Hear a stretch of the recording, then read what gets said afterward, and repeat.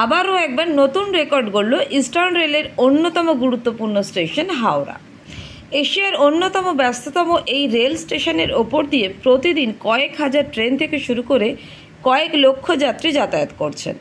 তবে যত সময় এগোচ্ছে ততই এই স্টেশনের ওপর চাপ বাড়ছে, যাত্রী সংখ্যা তো বাড়ছেই, সেই সঙ্গে যাত্রী সুবিধার্থে আরও ট্রেন আনার দাবি করা হচ্ছে।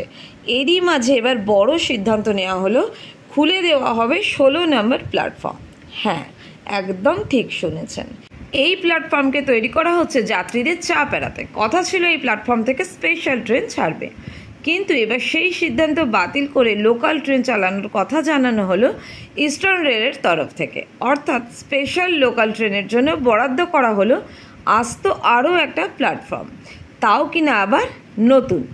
এর ফলে যেমন রেলের ওপর চাপ কম পড়বে, সেই সঙ্গে নিত্যযাত্রীদের যাতায়াতের পক্ষে আরও সুবিধা হবে বলে আশাবাদী রেল। সম্প্রতি শতবর্ষে পা দিয়েছে হাওড়া স্টেশন, আর এই উপলক্ষে একটি বিশেষ অনুষ্ঠানের আয়োজন করা হয়েছিল। সেখানে বড় ঘোষণা করেন ডিআরএম সঞ্জীব কুমার।